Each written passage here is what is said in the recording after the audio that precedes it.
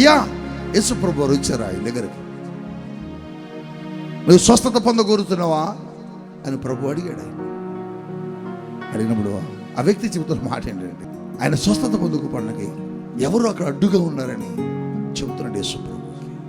అవును, నీ భక్తి జీవితంలో కూడా కొన్ని ఆటంకాలు ఎలాగ ఉన్నాయేమో, నీ భక్తి జీవితంలో కొన్ని అడ్డులు ఉన్నాయేమో, వాటిని ఛేదించలేకపోతే వాడు అనుకోవాలి, ఎవరు అడ్డొచ్చినా, ఎవరు ఆటంకపరిచినా, ఎవరు నన్ను తీసుకెళ్ళకపోయినా నేను దిగాల్సిందే అని అనుకోలే. వీళ్ళు అడ్డొచ్చారు, వాళ్ళు అడ్డొచ్చారు, సాకులు చెబుతున్నాడు.